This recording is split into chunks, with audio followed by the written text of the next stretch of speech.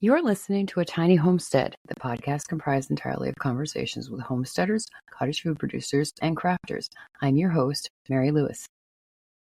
Today I'm talking with Mimi at Wholesome Meadow Farms in Florida. Good morning, Mimi. How are you? Good morning. How are you? I'm good. How's the weather in Florida? It's nice. It's fall weather and it's not hot. It's really nice and cool.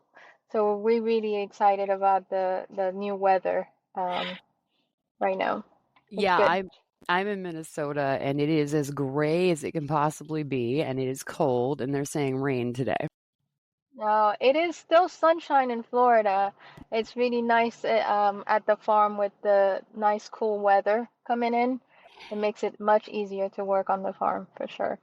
Oh, it always does. We love cool days in Minnesota in the summer because in the summer it can get as hot as it gets in Florida, and it can be just as muggy as it gets in Florida. So I understand what you're saying. So when you say it's cool, like how cool is it there? Around 70, 65 to 70 right now. Okay, well, we have had frost every morning for the last 3 mornings. So my definition of cool is a little bit colder than yours. Yes. Yes. But I'm not mad about it. Fall is my favorite season, so I am tickled that we are in mid-fall. It's been beautiful. All right, so tell me a little bit about yourself and Wholesome, whatever the heck it is. I forget the name because I've been sick. I'm sorry. Tell me about your place. No problem. We started the place. I grew up in a farm back home, and I really wanted to go back into the farm. We started a little homestead, a region in Vernon, and it's about 11 acres. And we have a few animals. We have goats, we have a lot of chickens, and we do have some pigs. And we're growing, steadily growing our flock, and we're excited about it because it's pretty flat area. It has different, we're kind of parsing it out in four areas, region, so we can move our flock around. Um, and then we also putting on one of the lot a house there.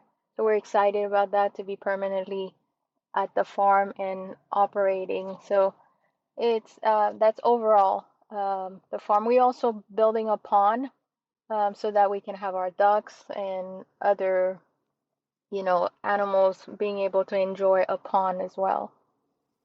Very nice. So what made you want to get into this?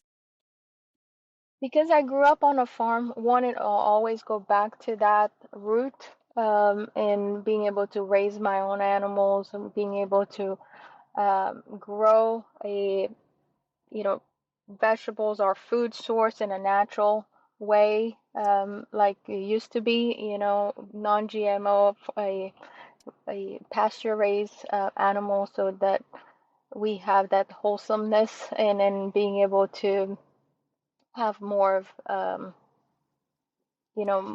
a source of food that is that we love raising and being able to uh, offer that same type of experience to other people too, and enjoy a natural made food source. Okay, so I'm glad that you mentioned that because not everyone who has a homestead or a farm sells their products that they produce from the farm. But Hmm. was that the plan when you started this? Yes and no. We also have our some of our people, the people I know in community, they also expressed the want to have naturally, sourced a reliable food. So we started selling our products to some friends and family, and then expanding now to the other market. So that's how it evolves from, being able to share the things that we raise, and then trying to expand it to a bigger market right now. Okay, so that leads me to my next question. Do people come to your place to buy your produce and your other products, or do you sell it like a farmer's market, or are you looking to get into grocery stores? Some people do come at the farm to pick up. Hmm. The items, I also bring them to some farm swap, and we're trying to also get them to farmers market. Okay, awesome. Awesome. So, how long have you been doing it? About a year now. We've been doing the farm. We're in our second year going in. Okay. Do you love it? Yes, yes. Yes. It's like it brings me back to my childhood where we do chores, we attend the land and we attend to the animals. So it's basically bringing back to our childhood. Yeah, and you're not the first person to tell me that. And the thing that comes up a lot on this podcast is memories and childhood and play. And Hmm. I am not saying that homesteading is just playing because it's not. It's a lot of It's work. a lot of work. It's a lot of work, but the reward is to be able to say, okay, I pour my, all of my energy into this, and I'm able to have a food that I know where it came from. That's the reward. And then being able to just have something to do and enjoy building, enjoy attending to the animals, all that is part of the experience. It's not easy, it's a lot of work, but it's rewarding. Yeah, and it's okay. The way that I think about it is when we were kids, my sister and my brother and I, my Hmm. dad had a garden and we would go out and help weed and we would help harvest the food. And my mom would try to make it a game, so we felt Hmm. like we were playing. She'd be like, whoever picks the most green beans Hmm. gets a Happy Meal at McDonald's the next time we go shopping or something. And I'm 56, so most people know that memory who are over 50. And the other thing about the play part is that when we were little, we used to pretend to raise animals. We used to have the little play school farm with the little horse and the little cow. And I feel like a lot of us who are older, because you're not as old as I am, but a lot of us over 40, we have taken the things that we were playing at when we were little and we have turned them into our life. Yes, So yes, absolutely. that's where the play part comes in because Hmm. you can have a job where it feels like you're playing. Corporate jobs don't allow for that, but homesteading sure does. Yes, it does. And that's the reason really is to, carrying into retirement and have that mindset of you grew up in a farm and then you end up at the farm at the end of your life. So that's a really good circle. Circle back to your childhood. It's a fantastic through line. Yes, it is. Okay, so did I see that you guys do 3D printing too? Yes, we do 3D printing as well. We're venturing in that. We're excited about it to be able to offer trinkets for the kids and also little parts. There's a lot of things on the farm that breaks, and it's really hard to get part replacement. So we're also trying to make sure that we can make those items and then share it with others. So our 3D printing venture, it's both for being able to offer to kids and little trinkets and have little farm animal. We're printing little farm animals right now, and then a, at the same time being able to print little parts for that you can use and replace in the farm and the different equipment. So you are doing something very old fashioned with your homestead and something very newfangled with your 3D printing business. Yes, yes, old fashioned mixed with the um, new age technology. Do you find yourself just baffled by that sometimes? Yes, yes, it is exciting to be able to do that. And yeah, we like the mix. Yeah, it's like my husband is the gardener. I am not the gardener. I used to be. I don't love it as much as he Hmm. does, so he's the gardener. I'm the one that does the podcast and the marketing, which is all computer-based stuff. And I said Hmm. to him one time, I said, "Isn't it amazing how we're using all this new, quote unquote new New technology technology. to Yes, promote the old-fashioned thing that we love to do?" And yes. and he said, "Well, that's how it's always been." And I said, "I don't think it's ever been quite as stark a contrast as it is right now." And be able to, I mean, use technology, and then you reach a lot more people as well. So we're in Florida, in Vernon, a small town. With Facebook and these media, we're able to share what we're doing in a bigger, um, you know, forum, and more people can enjoy what we are doing. And that's where technology is really helpful to mix it with the old-fashioned stuff. Yeah, for sure. And it's so much fun to see how it all knits together. I love it. I Hmm. think it's great. Um, okay, so you said, tell me again what animals you have, and then I will have questions. Okay, we have boar goats. We have some kuni pigs and a variety of chickens. And we Okay. also have Yep. guineas and quail. So goats, pigs, guineas, quail, and chickens. So let's start with the goats. Do you raise the goats for meat? Do you raise them for milk? What do you use them for? Raised for meat. Okay.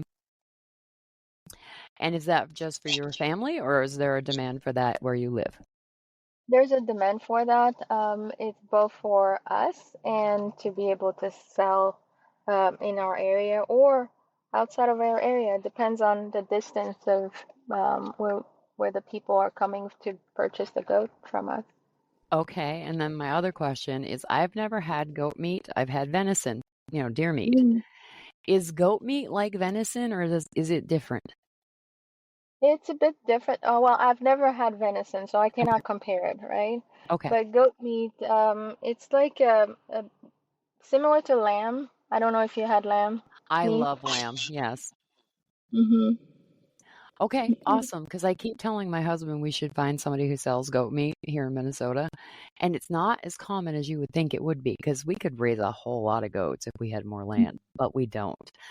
So I'm on the lookout for goat meat. And my friends raise goats, but they raise dairy goats, so Mm-hmm. and they love Well, them. mm, I mean, once we have, because we're starting to raise the flock, once we process them, we definitely can touch base with you, and you can buy some goat meat from us.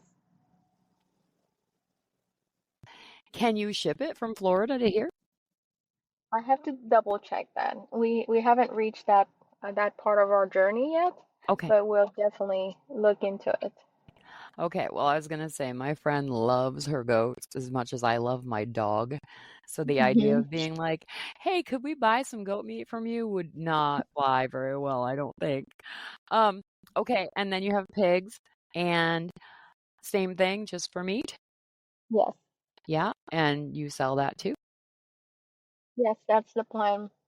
Right now, the pigs are small. Mhm. We're raising three of them, and we're going to breed them, and their babies are we're gonna harvest. And how long from baby to harvest? I have to double check that. I don't remember. I'll have to get back to you on that one. Okay, I'm thinking it's at least a summer and a fall, but it might be a whole year. I can't remember either. And then your chickens, I'm assuming you're selling eggs? Yes, lots of eggs, and we're trying to do a variety of egg colors, which is really fun um, to do the variety of egg colors. So we have that's why we have quite a bit of different chicken breed in order to do um, the fun colors for our customers. The rainbow dozen. Yes. Yes. And do you sell eggs for hatching for people or not? Yes, we do that as well. You can buy hatching eggs or regular eggs to consume. Nice. So you've got the ladies are working hard for you is what you're telling me. Yes, they are. Yes, they Good. are. Good. Our chickens are still laying only because we put a light in our coop for the winter because otherwise they would be on vacation until April. Mm-hmm. Yeah, I understand that. And we have a lot of like the biggest flock we have is barred rock. They lay really good eggs. Mhm. And then we have some other variety with brown eggs laying, and we're working on the other colors as well. Yes, and I would bet you're probably getting the same response that we get. People love our eggs because they actually taste like eggs. Yes. People come to buy eggs from us because they actually feel like they're eating eggs, not something that is very bland that they got at the grocery store. Yeah, we get the same feedback, especially when they find a double yolk egg. Some of our customer gets really excited and they share that, and the brightness of the egg color, the yolk is so much, you know, the yellow color, the brightness. They're really excited about that. So the ones in the supermarket, they're a little bit more pale. So definitely the customers are excited about having the bright yellow eggs.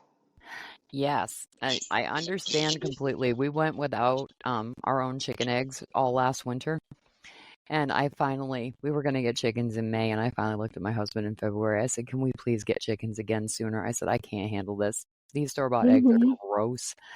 All He the was like, eggs, yes, they he are. was like, "You're so spoiled." And I was like, "Honey," I said, "I'm not spoiled. It's just that I know that the nutritional content of our chickens' eggs has got to be better than what we're buying at the store." And he was like, "Yes, we can get chickens again." Yes, I totally agree. The taste is different as well. Yeah, and the texture too. It's so Hmm. weird. Um, okay, and then the guineas. Do you have the guineas to I know people use guineas to kind of keep predators at bay because they're really loud, but why do you have Yeah. guineas?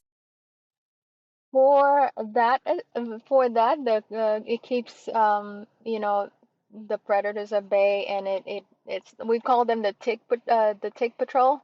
Yep. Make making sure that they keep the land all nice and neat for us. We also harvest them. Like I personally love meat to eat them. I know it's not really popular to do that, but we do harvest them for their meat. Is the meat like a dark meat or is it what's it like? It's a dark meat. It's more of a gamey type Uh-huh. a meat, but it tastes really good. Okay. I So didn't we even do have, yeah, we do have some customers in Florida because a lot of people from Florida are from the island, so they are used to eating guineas, and that's, the customer base. Awesome. So you already had a demand for it, which is fantastic. Um, and what about guinea eggs? I don't know anything about guineas. Do they lay an egg a day in the summertime too, or how does that work? Yes, they do lay eggs, similar to the chickens. Yes, you can also eat the guinea eggs. Yeah, that's what I was going to ask. And Hmm. I mean, the only eggs I've ever eaten are chicken eggs. I've had the opportunity to eat duck eggs, and I keep saying I'm going to do it, and I don't. Um, Hmm. are is the texture on eggs from birds like guineas and ducks and chickens, is it kind of just the same thing, or are they different? The they're similar, but the duck eggs is more creamy Okay. um, texture. Okay, It's a little bit more thick than the chicken. That's what my experience is. When we do have some ducks as well. I forgot to mention that. oh, that's okay. That's okay. So that's for the, you did mention it because you said you're going to have a pond. You're putting in a pond. Yes, the pond is there, and then we have some of the ducks. They love it because we had a big rain event, and now the pond, the water uh, raised up, so the ducks are really enjoying it, the pond right now. Happy ducks is a good thing. Um, Hmm. okay, so I was looking at your Facebook page and you said that you're having a house put on that land in December. Is that right? Yes. Okay, so what happens to where you're living now? Oh, it's still gonna be there. Just going back and forth. And we have a more permanent place to spend the weekend and spend more time at the farm. Okay. Hmm. All right. So is it, I don't want to be nosy, but I'm always curious. My parents put in a prefabricated home on land that my dad had wanted forever in Maine. And Hmm. it's a family lot of land. So he had first dibs and he was like, "Why, yes, yes, I do want that." And you would never know that this was a prefabricated house. I mean, it came in two halves, and the people that brought it put it together. It is adorable. I love their house. So is Yeah. that how you're doing it, or is it gonna be like a mobile home style, or how are you doing it? No, like you just described, you will not know if it's it's a cute model. We're excited to have it on the farm coming up soon. I bet. And in Florida, you can do things like that in December. If we tried to do something like that here in Minnesota, no one knows whether anyone's going to be able to drive a vehicle in December on a road with a humongous half a house on it. Yes, we don't have that problem in Florida, fortunately. No, no, I can't even imagine. My parents had it brought in, I think it was April, and they were a little nervous about it because it was all scheduled and they were ready. They were ready to have it put together and get things moved into it. And my mom said to me about 2 weeks beforehand, she says, "Pray it doesn't snow." And it didn't, and they love it so much. She's My dad is 83 Mm-hmm. and my mom is 80. And they've been living there for about 12 years and they love it so much. Like every time my mom talks about it, her voice just rings. It's so fun. That's fun. So what do you have on your farm? We have chickens and a watchdog and two barn cats right now. But in the summertime, we have a 100-foot by 150-foot farm to market garden. Okay, that's So, great. so we're more about produce than we are about animals, and Mm-hmm. and that may change. We're flirting with the idea, and that's about as far as it's gone, of getting more chickens and getting the dual purpose chickens, the layers and the meat chickens, Mm-hmm. and starting to focus a little bit more on that on top of the produce because it's been terrible growing weather here for the last 2 summers. And we really do need to have a way to have this place kind of halfway support itself. So we've been flirting real hard with chickens.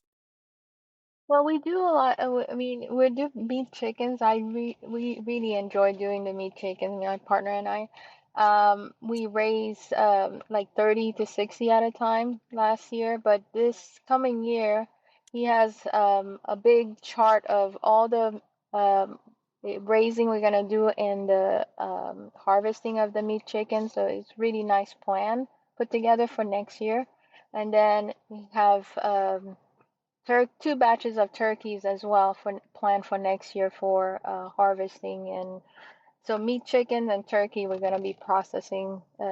We're targeting about 100 meat chickens and 50 turkeys for next year. So Uh-huh. he has put a really nice plan together to for us to be able to execute, um, to execute it next year. So we're excited. I'm excited for you. That is awesome. And the other reason we're talking about chickens, and I don't know how many yet, we haven't gotten that far, is this whole situation with the government being shut down and SNAP benefits not being available starting tomorrow. We've been doing a lot of talking here about this because that's really scary. I really worry for the people who depend on those benefits. I mean, I was on WIC when my daughter was born back in 1989, and Mm-hmm. and the peanut butter and the milk really helped because I was a nursing mom, and nursing moms don't want to be making four-course meals. They want to eat something quick and nurse their baby. Yes. And it's so concerning, and I wish we had extra to give to people right now, and we don't. And if Mm-hmm. we were raising chickens and we had a good garden, at least we could help more, you know?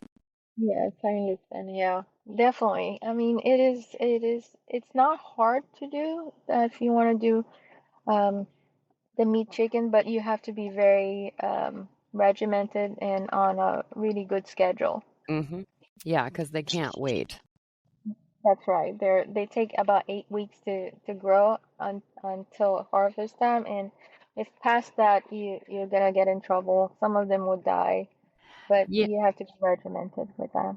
Yeah, and the reason they'll die is because they grow so fast they get too heavy and their feet can't support them. Isn't that right? That is correct. Yeah. They, yes. Chunky chickens. Chickens, they grow up pretty fast. 8 weeks, and then you harvest.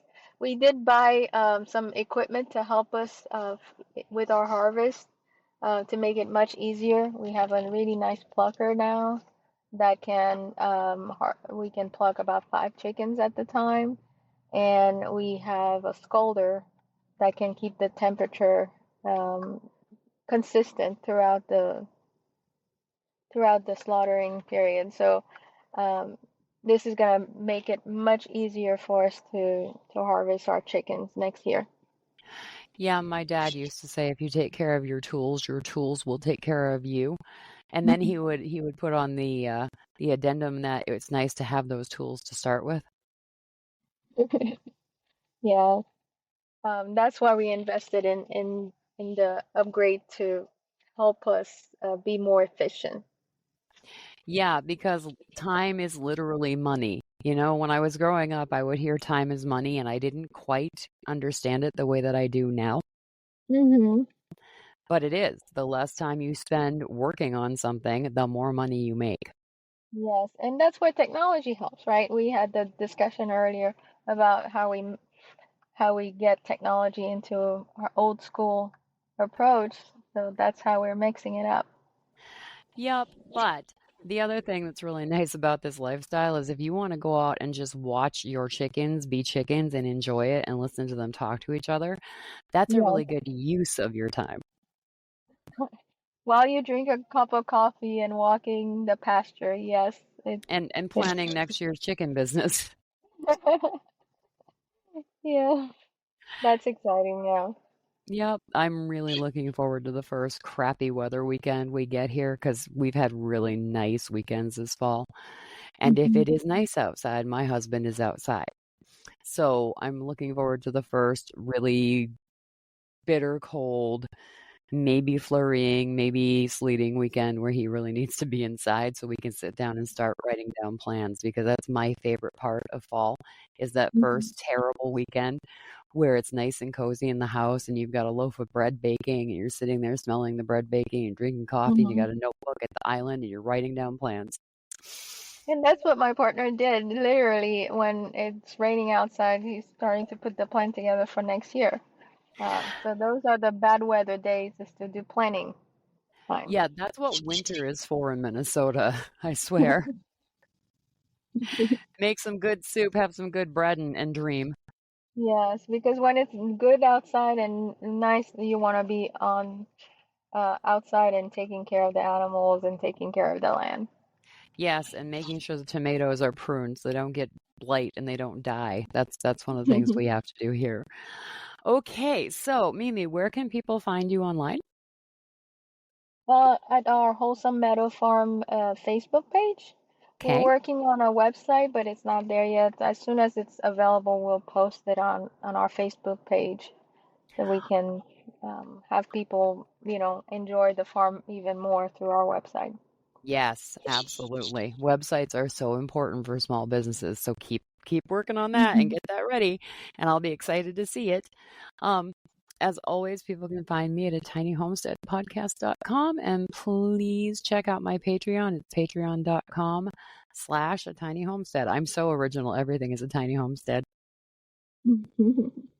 All right, Mimi, thank you so much for your time. I really appreciate it. Thank you so much. It was really the conversation was really great. I appreciate it. Have a great rest of your day. You too. Bye. Bye.